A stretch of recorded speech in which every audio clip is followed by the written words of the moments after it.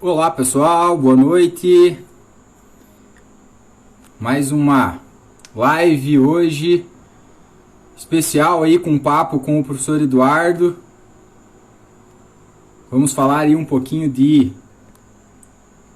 política, democracia, né? Vamos tentar aí entender um pouquinho melhor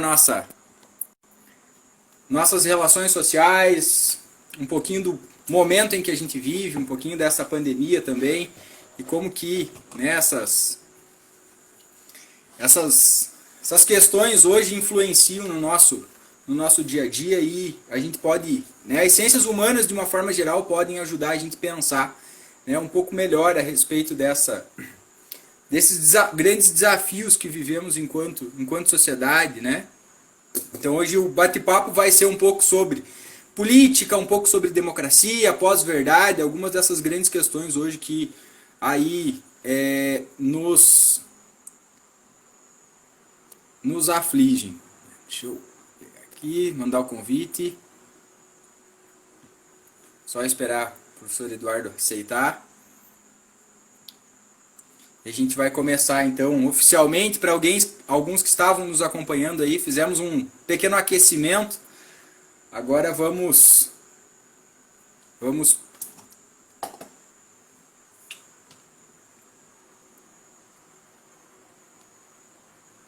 guardar um minutinho que está conectando.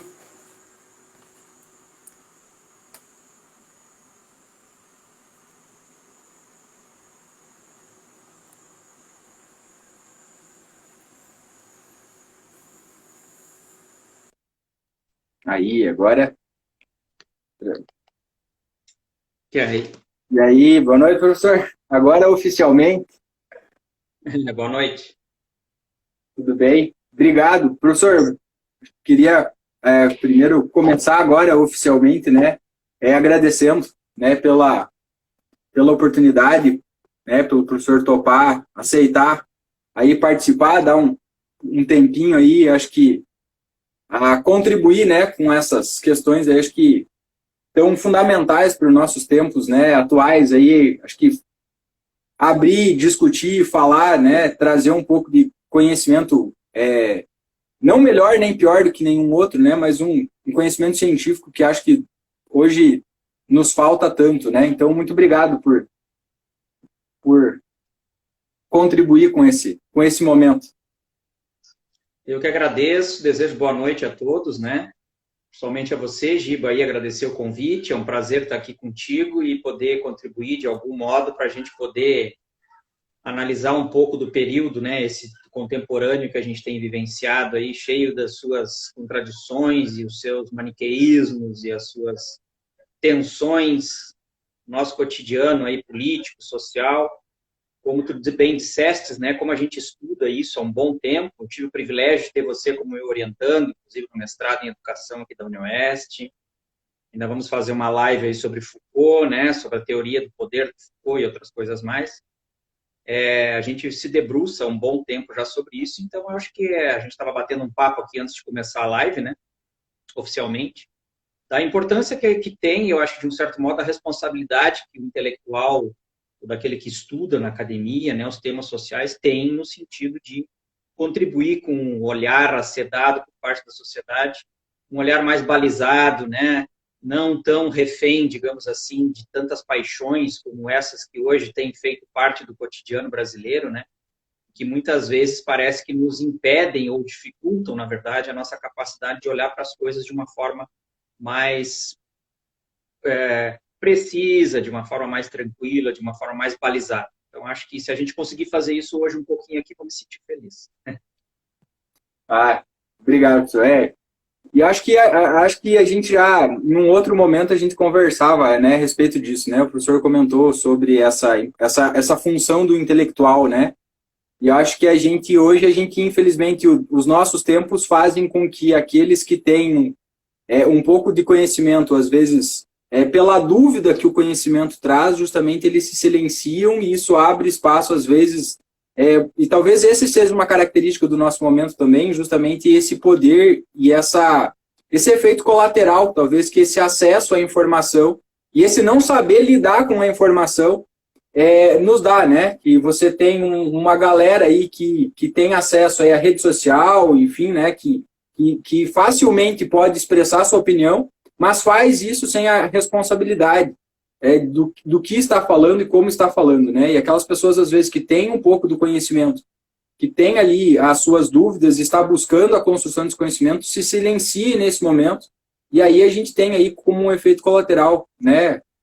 Um pouco dessas grandes questões, dessas grandes dúvidas que a gente vive hoje, né? Ou a proliferação de algumas desses grandes problemas políticos, sociais que a gente tem hoje, o crescimento do discurso do ódio, né? Cada vez mais comum a gente ver essas expressões de raiva, né? De ódio, de violência na sociedade. Com certeza. Acho que tem um momento importante aí que a gente pode ressaltar, que é o ano de 2013, né? A partir de 2013, parece que esse processo todo ele se complexifica e se intensifica também, né? Basta lembrar a história dos coxinhas e petralhas, coxinhas e mortadelas e tal, que começa a surgir justamente nas redes sociais, né? E que começam a exacerbar esse discurso, vamos dizer assim, sempre tentando buscar um bode expiatório, um culpado, né? Pelos problemas, pelas mazelas sociais. E sempre o culpado, obviamente, é o outro, né? Aquele que vem do outro grupo, o grupo adversário, seja ele do ponto de vista político, seja ele do ponto de vista ideológico, né?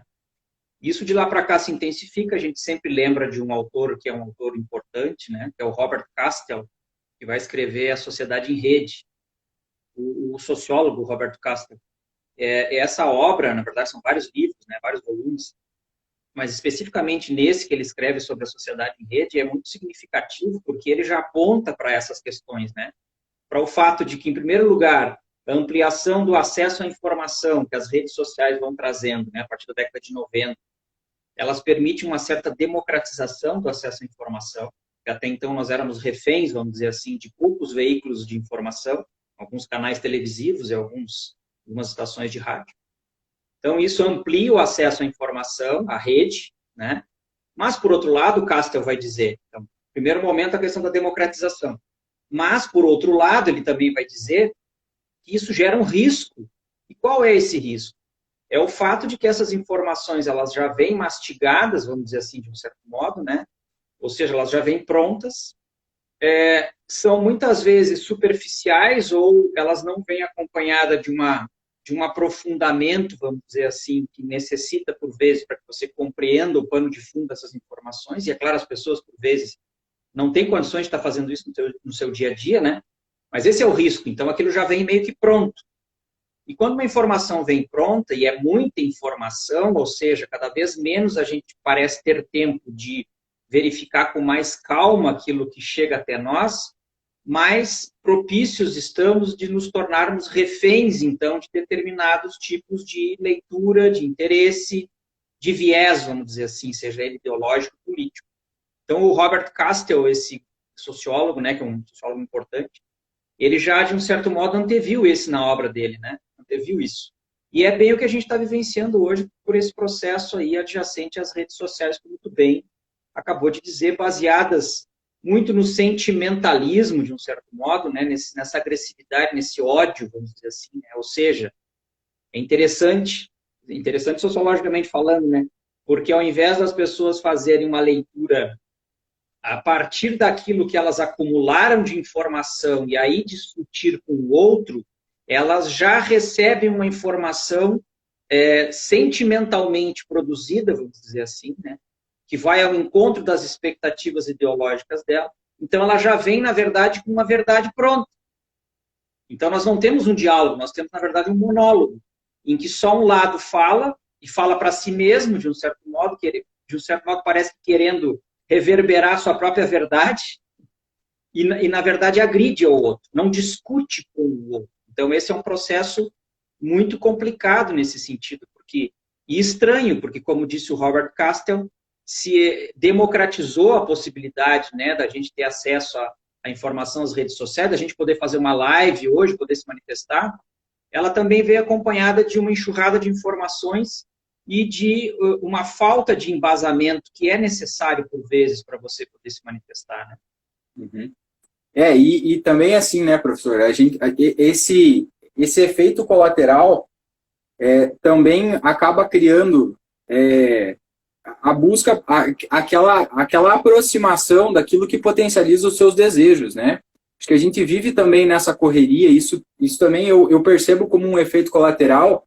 A leitura que eu faço como um efeito colateral é que as redes sociais, elas potencializam o desejo das pessoas e essas redes sociais, elas também permitem essa construção de um mundo longe do real, né? De um mundo onde você administra com facilidade, de um mundo onde você se livra das frustrações do teu dia a dia, né? E aí é uma coisa que eu até faço uma provocação, mas isso eu acho que a gente das ciências humanas está muito acostumado, né?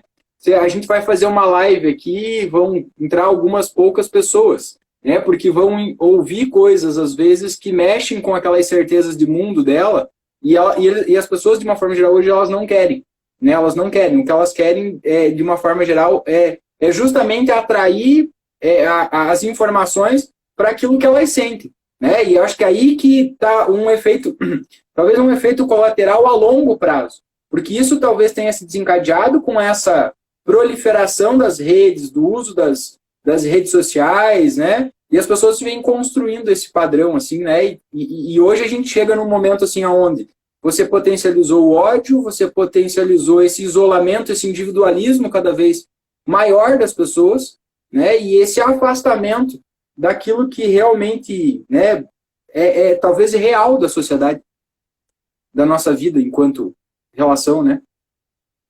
É muito interessante isso que tu coloca, porque aí a gente lembra aqui, coisa de acadêmico, né? A gente vai lembrando, estávamos conversando antes da live aqui sobre isso. O Jean Baudelot, né? Também é um outro autor importante, vai falar do simulacro, né? Ó, o Edson aí, lá do Rio Grande do Sul, mandando um abraço pra gente aí. Vamos fazer uma live. Ótimo aí, meu amigo. Mestre de capoeira, grande parceiro aí de treino de artes marciais de muitos anos. Grande parceiro. Vai ser um prazer fazer uma live contigo. O Jean Baudelot, quando fala do simulacro, né, que você mesmo havia lembrado aí na tua fala, já também anteviu, de um certo modo, esse momento ao qual chegamos, né? Ou seja, a esse momento em que a ideia vale mais do que o objeto. Então, nesse sentido, o simulacro, né? Ele falava na época das marcas, as grandes marcas, como a Coca-Cola, etc., né? Em que a marca, por vezes, valia mais do que o produto em si, né? E estaríamos nos encaminhando, então, para isso, né? Em que as ideias, né? Elas moveriam cada vez mais o mundo. E essas ideias, obviamente, propaladas pelas redes sociais, fazendo isso que tu dissesses, né? Distanciando-nos cada vez mais da possibilidade do contato com o real. Isso é uma questão importante, porque do ponto de vista desse olhar que se dá para o mundo, é muito mais confortável você construir esse olhar sentado numa poltrona na tua casa, em frente ao computador, tendo contato com pessoas que pensam como você e que alimentam os mesmos desejos que você alimenta, têm as mesmas ânsias que você tem. Então, isso te dá um conforto, traz um conforto de um certo modo, do ponto de vista, inclusive, intelectual, porque faz com que você não tenha que necessariamente se colocar, como, por exemplo, na academia a gente faz, quando você defende uma dissertação, você sabe disso, você defendeu uma, você senta ali, tem 3 professores doutores, 4, 5 professores doutores na tua frente, e você vai colocar a tua questão e eles vão te questionar, você vai ter que necessariamente se expor, você vai ter que necessariamente confrontar a tua ideia original com outras que vêm justamente dialogar contigo, né? E esse é o processo necessário para o amadurecimento intelectual. Por meio das redes sociais, a gente não faz isso. A gente tende a entrar em contato com aqueles que têm uma proximidade conosco, né? Seja do ponto de vista ideológico, etc. Os desejos é uma questão importante que tu traz aí. E isso faz com que a gente vá reproduzindo, reforçando as pseudo-verdades que temos. Ou seja, as nossas opiniões tendem a ser reforçadas, isso é muito reconfortante, mas isso nem sempre é verdadeiro. E esse é o risco, então, da gente ser capturado por isso, né? Ou seja, você não entra mais no debate face to face, como se diz, face a face, né? Como se faz numa academia, numa universidade, numa escola, na vida. Você apenas, de um certo modo, olha. Por isso o simulacro do Jean Baudelot, né? Interessante essa leitura que ele faz, o simulacro, porque agora parece que a gente é atravessado, então, por essa rede, por esses que são próximos de nós, do ponto de vista ideológico, e que reforçam, então, já as certezas que eu já tinha, ao invés de mexer com essas certezas para me amadurecer intelectualmente, eles reforçam as certezas, me deixam na zona de conforto, como se diz hoje. E aí eu olho, então, para essa dita realidade, mas, na verdade, eu não estou necessariamente olhando para a realidade. Ela está sendo filtrada por esse olhar, entende? Então, esse é um efeito, inclusive, da pós-verdade, né? É justamente essa informação que vem reforçar os meus desejos, os meus anseios, a minha visão de mundo, ao invés de ser algo que vem dialogar comigo, que vem, por vezes, contrapor aquilo que eu penso, né? Para mim poder reforçar a minha intelectualidade. Ou no sentido de reforçar o que eu penso, ou, por vezes, fazer com que eu mude algumas ideias que são necessárias. Mas é exatamente o oposto disso que está acontecendo hoje em dia. E aí, uma coisa que me chamou bastante atenção nesse texto foi que ele falava, né, dessa construção a partir, você construía a imagem da sociedade, e o efeito disso seria a diminuição da imaginação do ser humano, né, da capacidade crítica do ser humano, da capacidade de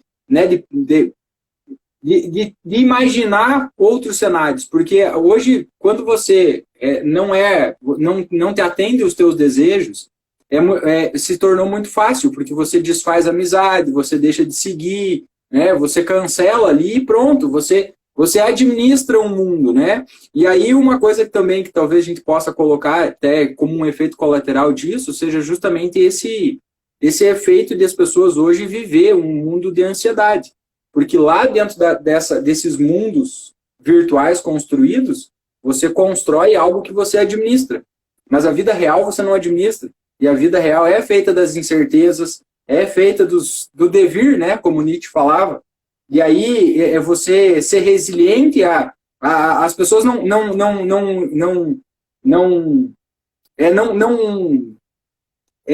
exercitam mais, né? Não exercitam mais essa capacidade. Por quê? Porque elas estão acostumadas dentro desse mundo real, quando algo não vai de acordo com os seus desejos, você para, você deixa de seguir, você fecha a conversa e você vai para onde te agrada mais.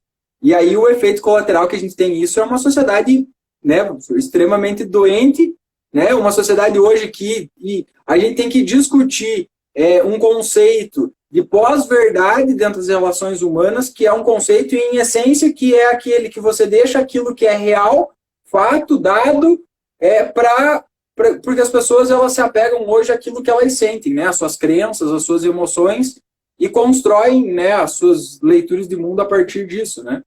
Então, e não sabem lidar com as frustrações, não exercitam isso, né?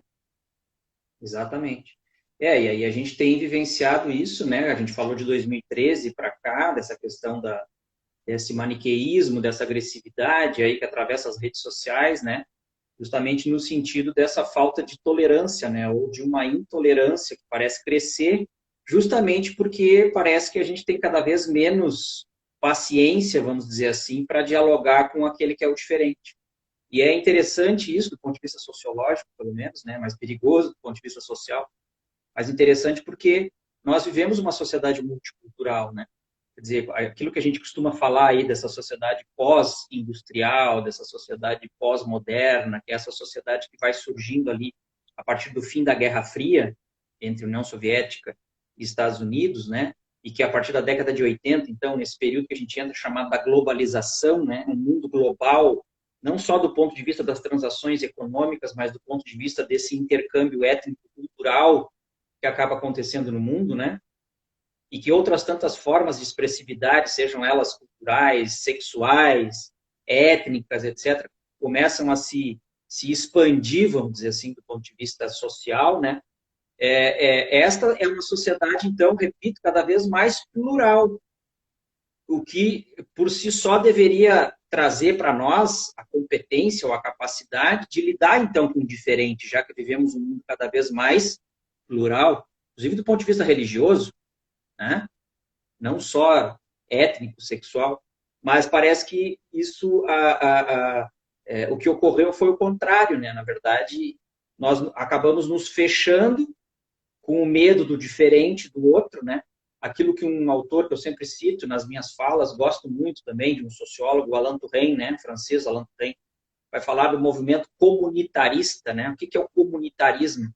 É esse fechamento no grupo, né? Então, quando o grupo sente a proximidade de um outro que tem valores diferentes, tem visões de mundo diferentes, e ao invés de se abrir para o diálogo com esses diferentes, se fecha por medo, e aí justamente as manifestações de ódio, né? Que é o temor, é o medo, né? Do diferente, que ele vai destruir as minhas verdades, vai destruir as minhas certezas, vai destruir aquilo que sustenta a minha vida.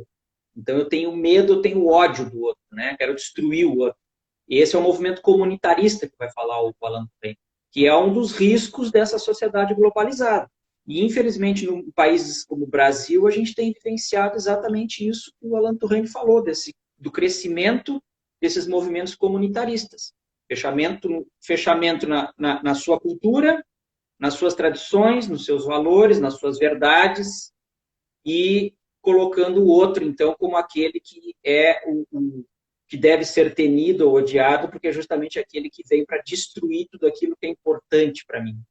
Então, isso torna o diálogo dentro de uma democracia, por exemplo, complicado, porque a democracia é justamente o regime em que a gente lida com essa pluralidade, né? A democracia, eu acho que, inclusive, é uma das grandes invenções do Ocidente, né?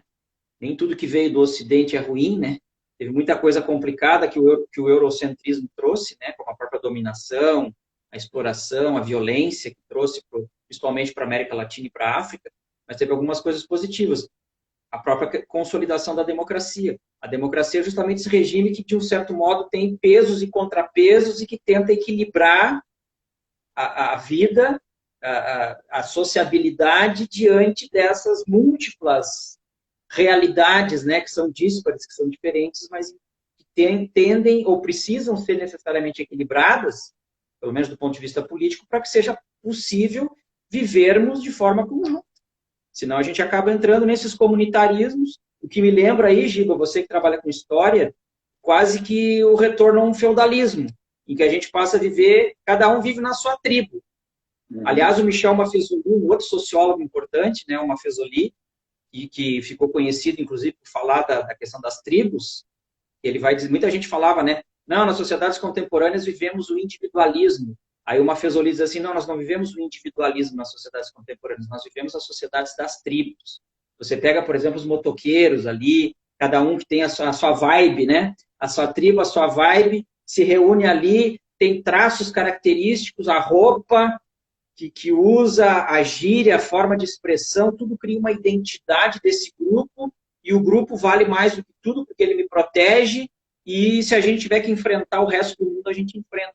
Então é como se a gente quase estivesse saindo da democracia do Estado-nação, que tem esse território mais amplo, a organização política, e quase que voltando a um feudalismo, vamos dizer assim, cada um na sua tribo, né? É um risco isso que a gente corre, sabe? Claro que isso é simbolicamente falando, mas é mais ou menos por aí. Só que é simbólico, né, professor? Mas a gente vê expressões disso que talvez isso esteja se construindo, né? Hoje à tarde, um pouco antes da live, eu estava vendo os noticiários e aquele, né, agora à tarde, um caso de um menino, um rapaz negro, homossexual, andando na rua com um cachorro, ele foi agredido por 3 homens, assim, e aí, agora, com esse momento que a gente vive hoje também, que tudo é filmado, né? Então, toda ação filmada, assim. E aí, eu me pergunto, né, sempre, a partir do que você está andando na rua e que você agride o outro, né?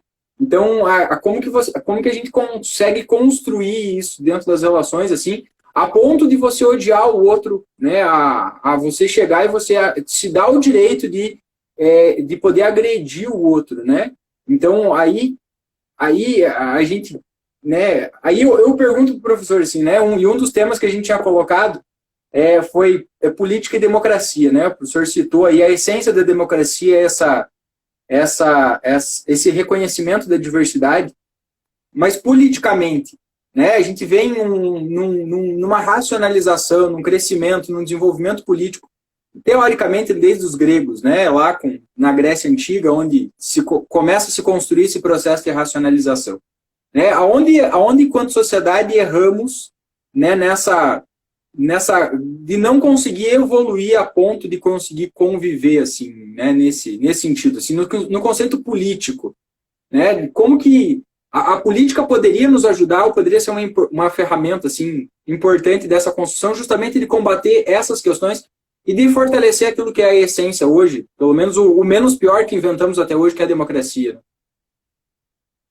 Essa pergunta é complexa, é interessante, porque eu volto ao Alan Turing. O Alan Turing é um autor que tem um livro que ele escreve, inclusive, Poderemos Viver Juntos. Ele faz uma análise da democracia, né? E ele, nesse livro, Poderemos Viver Juntos, ele já avalia, no caso mais específico na França, no caso europeu, o desgaste das questões políticas e das instituições políticas, aquilo que a gente chama desse desencantamento das questões políticas, né? De uma desconstrução ou de uma desreferencialização, como os sociólogos falam, no sentido de que algumas instituições e valores que foram por muitos séculos, né, secularmente desenvolvidos e deram sustentação para a civilização ocidental, têm sido, nas últimas décadas, todas colocadas em xeque, né? Entre elas as instituições políticas. Vide o caso brasileiro, de um desencantamento medonho com as instituições políticas, teoricamente atreladas a casos de corrupção, etc., que nos últimos anos, justamente por conta das redes sociais, nós temos mais acesso, digamos assim, né? Mas é uma pergunta importante porque o Turing vai falar que o campo político, hoje, por si só, ele não consegue responder essas questões. Interessante a análise, é uma análise muito específica que o Turing faz, para tentar sintetizar ela aqui, mas o Turing vai dizer que nós estaríamos, se pensarmos do ponto de vista de um paradigma que estaríamos vivendo, né, que nós vivemos o paradigma cultural, em que os elementos da cultura eles se sobrepõem a outros. Bom, basta pensarmos em todas as questões hoje ideológicas, né, que envolvem questões raciais, étnico-culturais, da sexualidade humana, que parece que essas são as questões que vêm chamando atenção, né, digamos assim, inclusive no campo do ponto de vista político. Quando se discute questões relativas à sexualidade, quando se discute questões relativas à raça, etnia, a questões efetivamente culturais que têm a ver com determinados grupos identitários, né, índios, negros, mulheres, homossexuais, etc. Isso, pelas redes sociais, por exemplo, do ponto de vista político, você percebe quando se discute isso, a efervescência que isso gera do ponto de vista das distintas visões que tem, inclusive a agressividade, né, a efervescência de ideias, de ataques e tal. Quando se discute outras coisas, orçamento do país, etc., não gera a mesma celeuma. Então, o que eu estou querendo dizer com isso, né, corroborando com a ideia do Alan Turing? Que as questões políticas hoje elas são filtradas pelas questões culturais. As questões da cultura, então, essas relativas à sexualidade, a questão étnica, racial, visões de mundo, religião, visões religiosas de mundo, né? Se você é religioso, se você é ateu, se você é de uma religião católica, protestante, budista, o que for, isso tudo, de um certo modo, parece que hoje é o que faz aflorar, digamos assim, tanto as diferenças quanto as similitudes dos grupos. E isso entra, inclusive, para a esfera política. Bom, o período político atual que temos vivenciado, ele tem sido atravessado o tempo todo por essas questões. Ao invés de se discutir um planejamento, um plano de desenvolvimento econômico, social, parece que todas as celeumas que vêm do campo político são atravessadas por essas questões. Então, só para encerrar, o Alan Turing vai dizer que o campo político hoje ele está atravessado, ele é refém, de um certo modo, dessas questões, porque elas são as questões que afloram mais no contemporâneo, né? Com essa derrocada do modelo eurocêntrico, daquela identidade do homem branco, católico, trabalhador, etc., né? E heterossexual, etc., e a visibilidade de outras tantas identidades que vão surgindo no contemporâneo, por isso se falar em sociedade pós-moderna, que tem a ver com isso, com essa pluralidade de visões de mundo, de leituras que se faz, que gera na democracia o perigo de nós não conseguirmos mais nos comunicar. Parece a coisa da Torre de Babel, sabe a Torre de Babel, lá em que cada um falava um idioma, ninguém mais se entendia. Parece, de um certo modo, que vivemos um mundo assim, né, em que nós não conseguimos entender o outro, e pior, não temos a paciência, né, a tolerância para tentar entender o outro. justamente porque o que recebemos das redes sociais é o reforço emocional e racional daquilo que pretensamente acreditamos, nas nossas identidades. Porque toda identidade é um tema interessante esse, Giba. Toda identidade, de um certo modo, ela tem uns preconceitos. Porque a identidade é aquilo que eu sou em detrimento daquilo que eu não sou. Eu aprendi a ser de um jeito, socialmente falando. A gente aprende a ser de um determinado jeito, valorizar algumas coisas em detrimento de outras. Então, a gente, de um certo modo, quando desenvolve uma identidade, a gente desenvolve certos preconceitos também, que precisam ser desconstruídos. Por isso a importância da escola, da educação. Se não houver alguém, uma instituição como a escola, por exemplo, que nos faça repensar alguns preconceitos, sendo preconceitos negativos, obviamente, né, que prejudiquem a nós mesmos e aos outros, nós nunca vamos abandonar esses preconceitos negativos. Então, e é muito lamentável hoje a gente perceber que a própria educação, né, aliás, não é uma novidade, mas nos últimos tempos isso parece ter se intensificado, o descrédito que tem sido dado para o campo da educação, né? Quer dizer, parece que todo aquele que discute temas sociais, eu diria sociológicos, é um comunista, é um socialista. Só que uma coisa é uma coisa, outra coisa é outra coisa, como a gente costuma dizer. E a gente precisa, nesse mundo multicultural, complexo, em que valores diferentes entram em choque, e que às vezes a gente diz assim, pô, mas peraí, como assim, velho? Será? Não, isso aí para mim não dá e tal. Quer dizer, as pessoas começam aí entrar na possibilidade daquilo que o Turrene falou, então, do comunitarismo. Então, eu fico com medo disso, me fecho, vejo o outro como inimigo, entro na pós-verdade, só ligo o meu computador e entro naqueles grupos que reforçam aquilo que eu acredito, e eu vou cada vez mais perdendo a capacidade de olhar para a realidade, que é essa realidade multicultural, complexa, que a gente vive. Não tem como fugir disso, né? Não, e é muito interessante isso, professor, porque, assim, ó, um exemplo bem claro, essa semana eu tava, peguei, assim, eu particularmente não assisto televisão aberta, e eu peguei em algum lugar, tava passando o jornal e tava passando uma intenção de voto do Rio de Janeiro. E aí a repórter apresentava os números ali da intenção, e ela colocou uma questão assim que agora me fez lembrar daquilo, assim, que naquele momento nem me chamou a atenção, mas me fez lembrar que ela falou assim, ó, a disputa eleitoral ali do Rio de Janeiro pela prefeitura está aí, teoricamente, empatada, porque os evangélicos estão indecisos. Então a questão política não é a política em si, é a questão racional de você pensar. Essa é a questão cultural religiosa. Então, quer dizer, quando esta galera se decidir, eles vão decidir a eleição. E aí você decide por aquilo que é a tua emoção e não aquilo que é, teoricamente, a razão para você pensar a sociedade. Exatamente, é bem a leitura do Alan Turrem. Então, que o campo político decisório, ele é atravessado, filtrado por essas questões culturais. Então, você vê, por exemplo, o peso hoje que algumas entidades religiosas têm no Brasil hoje para decidir, inclusive, sobre eleições. Quem vai ser eleito, quem não vai ser eleito. E é interessante que a democracia, como pesos e contrapesos que tem que ter, justamente para tentar equilibrar as diferenças, porque elas existem e sempre vão existir, de um certo modo, nas sociedades, mas a artimanha, vamos dizer assim, da política é justamente tentar equilibrar, né? Possibilitar que os grupos diferentes tenham representação, para que possam participar, então, né? Não ficarem excluídos das decisões daquilo que no cotidiano vai ser feito. Mas hoje a gente percebe cada vez mais, e eu concordo muito com o Alan Turrene, que tudo isso está sendo filtrado por questões muito identitárias, muito, digamos assim, situacionais, né? Então, por exemplo, evangélicos, ou católicos, ou então aqueles que são favoráveis à questão da raça branca, ou aqueles que... Questões muito específicas, digamos assim, que nós, inclusive, pensávamos há pouco tempo atrás que tínhamos superado, depois da Segunda Guerra Mundial, né? Depois do nazismo, do fascismo, do stalinismo, esses regimes ditatoriais, né? E diga-se de passagem, eu sempre falo isso, tivemos regimes totalitários, né? Que se colocaram no mundo no século XX, tanto à direita do espectro político, nazismo, fascismo, quanto à esquerda do espectro político, o stalinismo e o maoísmo, na China, no caso, né? O Mao Tse-tung, que instituiu a Revolução Comunista em 1949. Quer dizer, nós tivemos dos dois lados do espectro político no século XX regimes totalitários, né? E a democracia é justamente quando a gente pensa assim, pode ser um governo de esquerda ou de centro ou de direita, mas que respeite a questão dos direitos humanos, a questão da legalidade.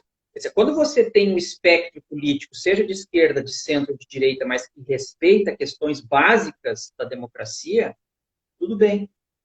O problema é quando você começa a se aproximar de perspectivas que parecem extrapolar ou não aceitar o jogo democrático, que de um certo modo, talvez inconscientemente, seja o que está acontecendo hoje.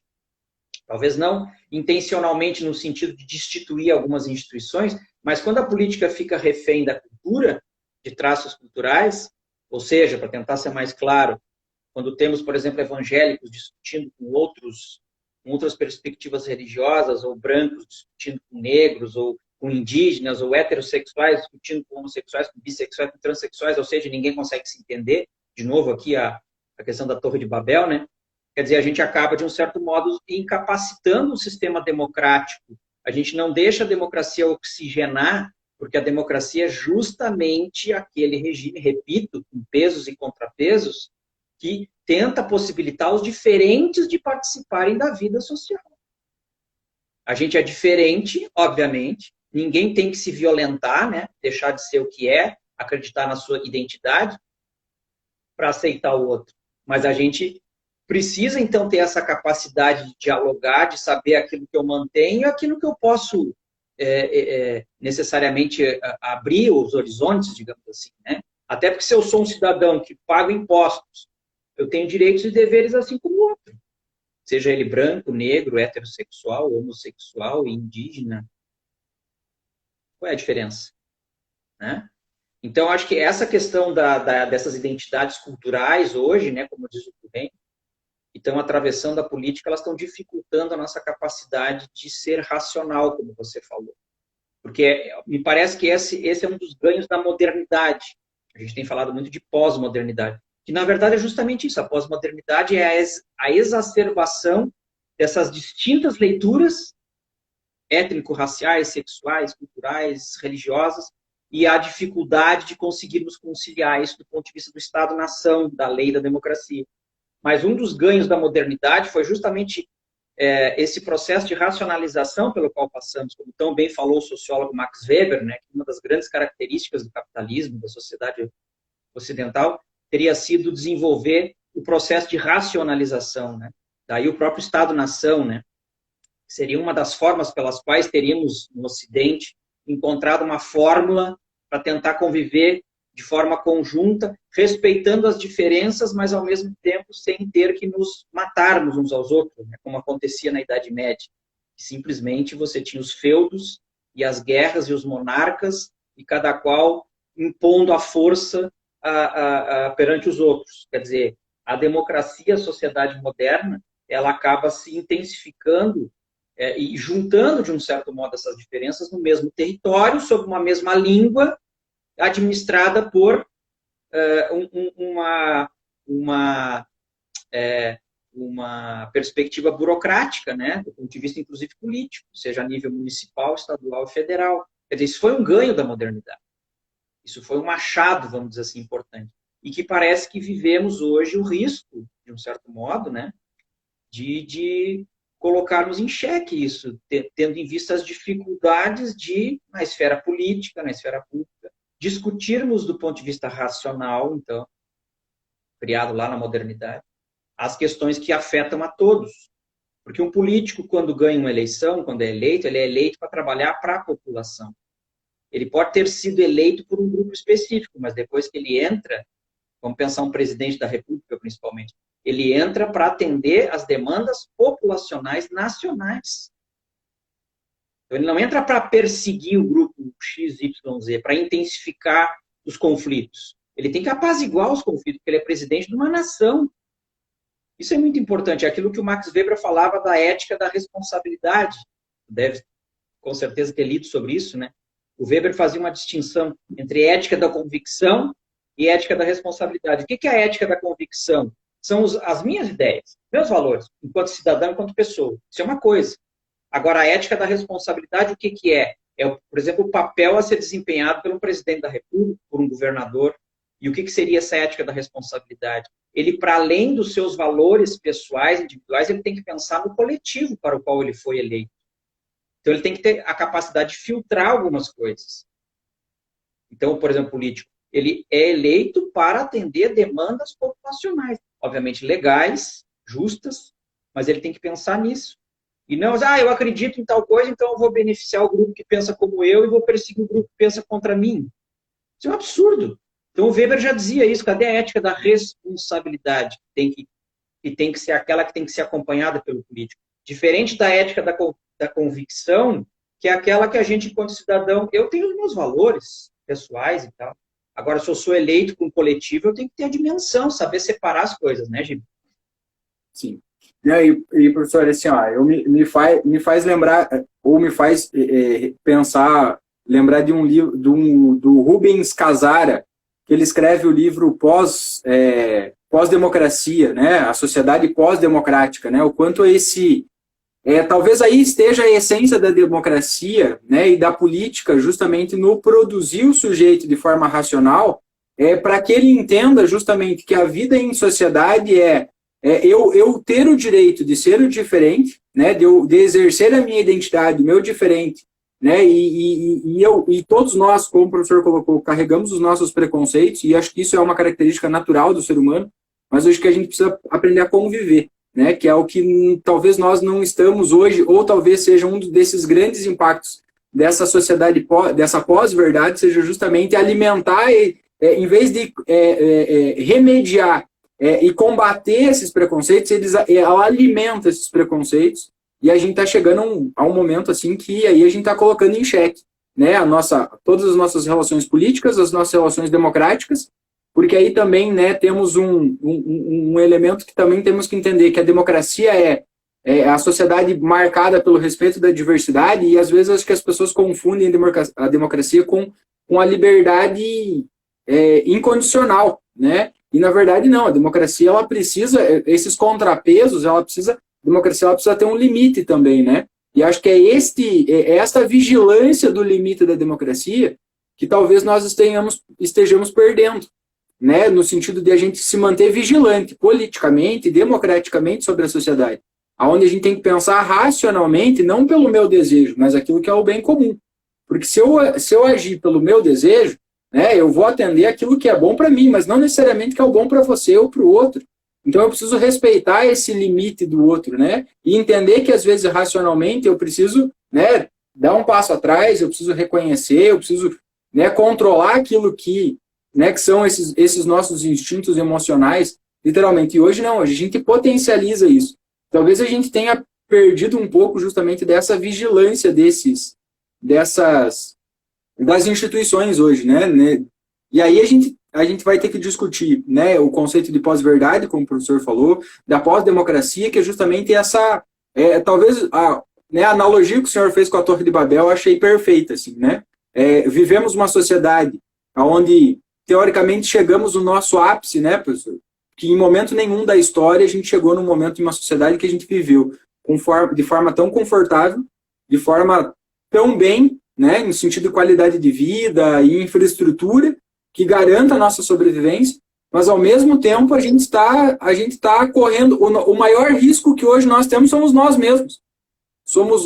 É a nossa relação que está provocando aí, né, não sendo portador de nenhum presságio, mas estamos quase vivendo um caos social, né?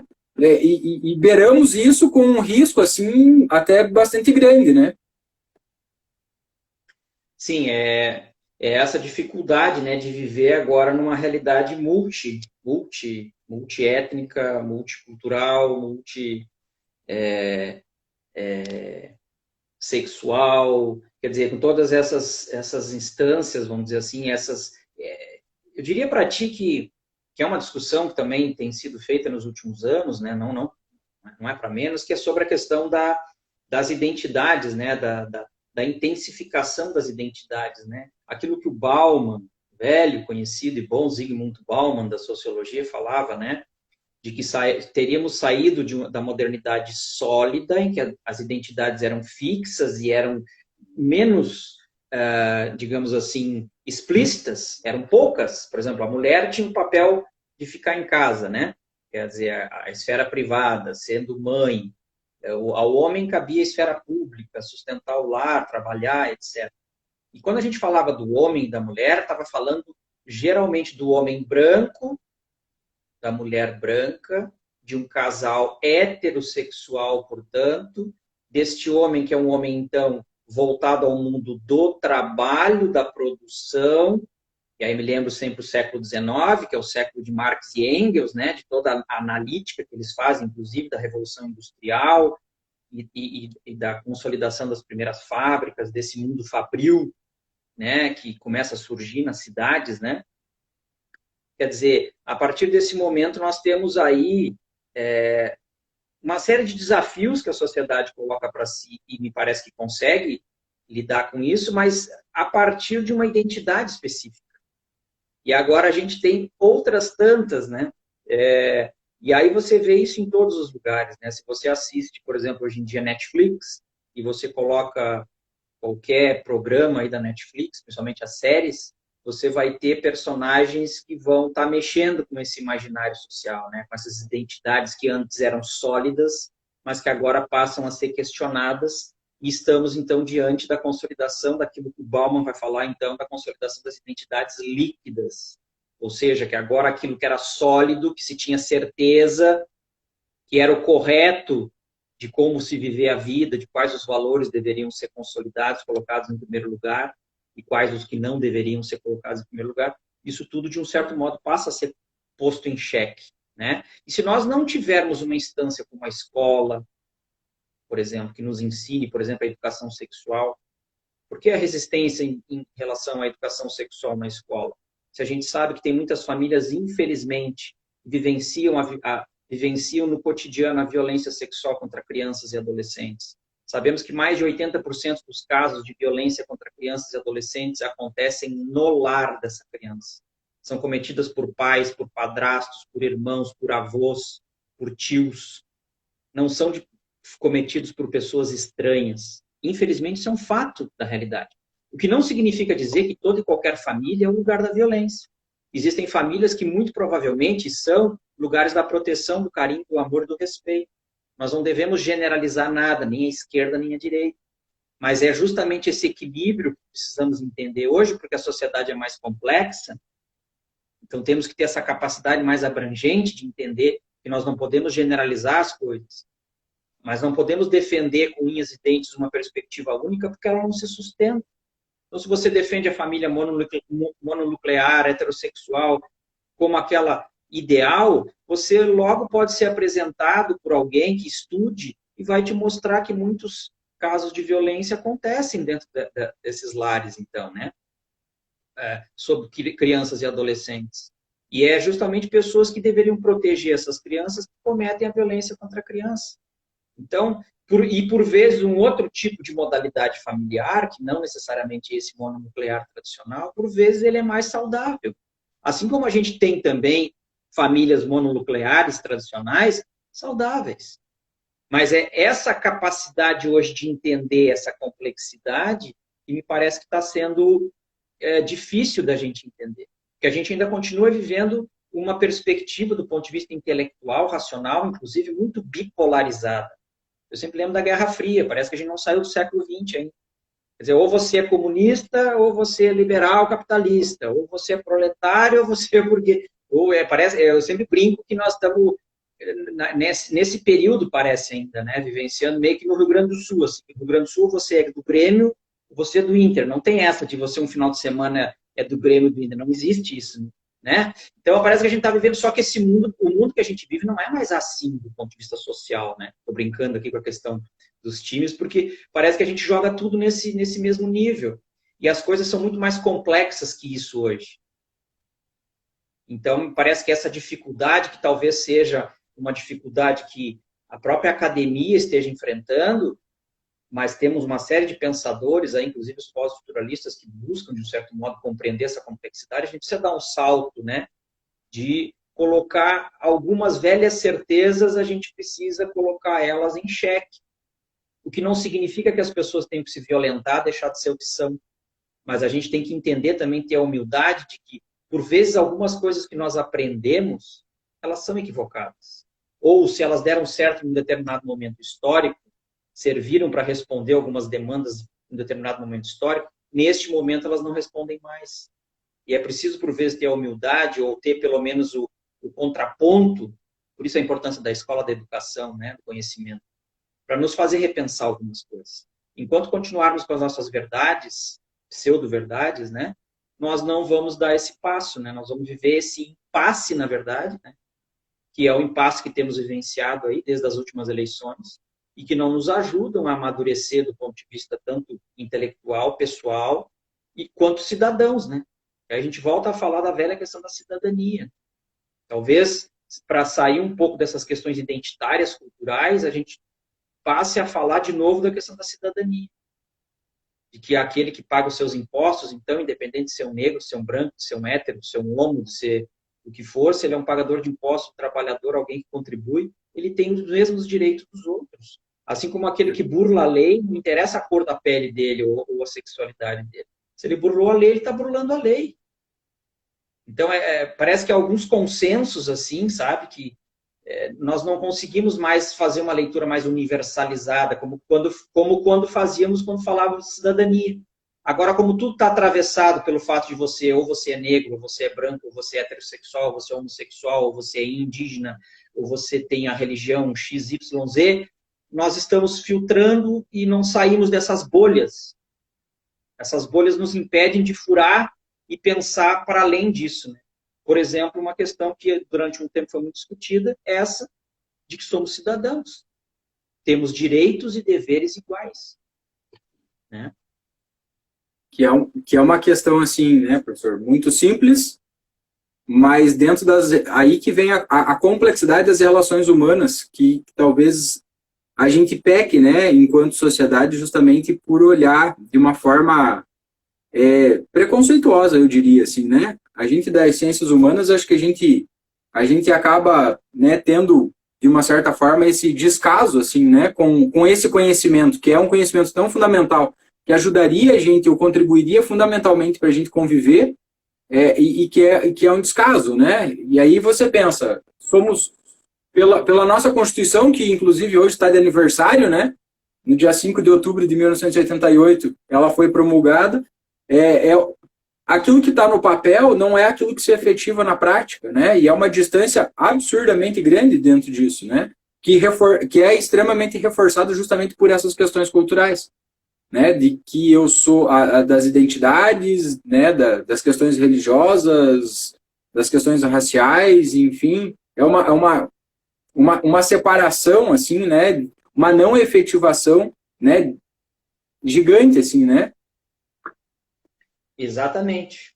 De forma resumida, porque eu acho que está terminando o nosso tempo, mas para dizer que me parece que essa é a questão fundamental, né? Que precisa ser hoje debatida, inclusive, né? E aí a importância do conhecimento, né? Eu como sociólogo que sou e dou aula há muitos anos e sempre procurei fazer uma sociologia científica, né? Uma sociologia que nos possibilitasse criar ferramentas para olhar para os fatos sociais, para a realidade, né? Eu sempre fiz a distinção, inclusive, entre esse conhecimento racional, científico da sociologia e a perspectiva militante, né? Que é lutar por uma causa. Eu acho que as duas coisas são fundamentais, tem espaço, mas eu sempre acho que do ponto de vista sociológico, primeiro você tem que fazer uma análise, como você disse, racional, minimamente distanciada das coisas, para a gente poder pintar o quadro, como se diz, né? Para você entender as coisas, para depois você se posicionar, inclusive do ponto de vista militante, porque eu acho que as pessoas têm o direito de se posicionar. A partir do momento que elas acreditam em uma causa, elas devem lutar por aquilo, né? E existem coisas que acontecem na nossa sociedade, infelizmente, que são injustiças e temos muitas desigualdades, né? Que não precisaríamos ter. Algumas desigualdades são inerentes à espécie humana, diríamos assim, mas outras não necessariamente, são construídas historicamente, culturalmente, né? Então essas a gente pode combater. E por que não? Se pensamos num país mais igualitário, no sentido de uma distribuição de justiça melhor, né? Mas assim, por exemplo, eu nunca fui socialista, nunca fui comunista. Mas isso não quer dizer que a gente não possa olhar para a realidade, por exemplo, e ver que determinadas questões que são colocadas, por exemplo, nesse governo que hoje está aí, são questões muito problemáticas, quando desconsidera, por exemplo, o peso da educação, né, que é uma educação laica. Né? Há muito tempo nós discutimos essa questão, desde a Revolução Francesa, aliás, né, a França viveu 100 anos dessa discussão entre o mundo laico e o mundo religioso, e dali para frente, os vários países que se espelharam na Revolução Francesa, liberdade, igualdade, fraternidade, desenvolveram as modernas repúblicas, né, os modernos estados-nação, foram constituídos com base nessa perspectiva da laicidade, ou seja, o Estado é laico. O que significa um Estado laico? Ele não é um Estado religioso, mas ele permite, por exemplo, que todas as perspectivas religiosas existam, sejam praticadas pelos seus membros e sejam respeitadas umas em relação às outras, e respeitem as outras. Isso é um ganho significativo, ou seja, você tem o direito de comungar com aqueles que de forma comum pensam como você, mas você tem que respeitar o direito dos outros também, de efetivamente também exercerem a sua fé, a sua visão de mundo, etc. Então, algo que não deveria ser tão difícil, se torna difícil justamente porque vivemos esse embate das identidades e porque isso está sendo filtrado pelas redes sociais, pela pós-verdade, que tem colocado cada vez mais filtrado a informação que os grupos, então, né, as quais os grupos buscam para chegar à realidade, filtrado isso, intensificado os desejos e a visão de mundo já pré-estabelecida por esses grupos, não fazendo com que esses grupos repensem algumas coisas, porque a única forma de você crescer é você repensar algumas coisas. Por vezes dói, mas é assim que funciona, tanto do ponto de vista pessoal quanto do ponto de vista social. Então, se nós não fizermos isso, nós vamos continuar referendando as nossas verdades, as nossas visões de mundo, que nem sempre são as melhores e que, por vezes, precisam ser reconfiguradas. Certo. Professor, e essas redes sociais, né, elas vêm assim, ó, literalmente se construindo de forma cada vez mais complexa e talvez talvez em alguns passos muito além, né, das nossas relações ou das nossas preocupações, né? Porque a gente já pega, né, dentro da sociologia, a gente discute a indústria cultural, né? Então, essa indústria, né, do despertar, do desejo, que é talvez uma das grandes artimanhas do capitalismo, né? O despertar do desejo, né? Ela vem praticando isso há pelo menos 100 anos aí, e as redes sociais hoje elas potencializaram isso, e isso, de uma forma muito lenta e gradual, veio atingindo, né, as nossas relações, ou veio minando as nossas relações sociais aí, né, dentro desse momento. Tá? Professor, realmente, nosso horário chegou, eu abro para suas considerações aí finais. Beleza, Giba, eu quero agradecer o convite, né? Espero que a gente tenha contribuído aqui com o pessoal para pensar um pouquinho, algumas questões que são questões do cotidiano, que têm atingido a todos nós, uns mais, uns menos, mas nenhum de nós foge a isso, né? E nós, como pesquisadores, como aqueles que gostam desse mundo, né, da literatura, da análise social, eu acho que, como você bem disse no início da live, né, de um certo modo, até uma obrigação nossa, um dever ético nosso, contribuir para esse debate público, né, tentando sempre auxiliar as pessoas a absorver conhecimentos que balizem, permitam o balizamento, né, das leituras de mundo que são feitas, ou seja, que a gente deixe um pouquinho as paixões e as velhas certezas de sempre e que a gente tenha um pouco de humildade para fazer uma leitura por vezes mais ponderada, que é necessária para que se preserve o espírito público, né, democrático, que qualquer país saudável precisa manter, certo? E uma boa noite a todos aí, né, que nos acompanharam. Professor, agradeço muito, assim, por todas as suas colocações, né, a sua contribuição, sempre muito bom, né? Deixo aqui publicamente o meu agradecimento, não só pela live, mas por todo o conhecimento, né?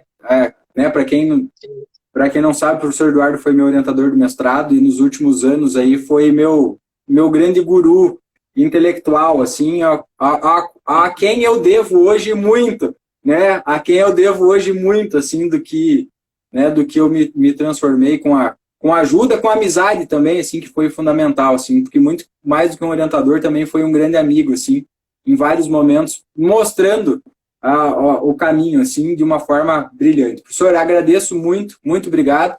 E fica marcado aquela sobre o Foucault, então. Vamos fazer. Com certeza, tá?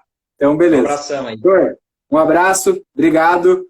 Obrigado por quem acompanhou também. Logo mais o vídeo está disponível, então, né? Tanto no Instagram quanto no YouTube. Legal. Até mais, então. Valeu, um Um abração. abraço.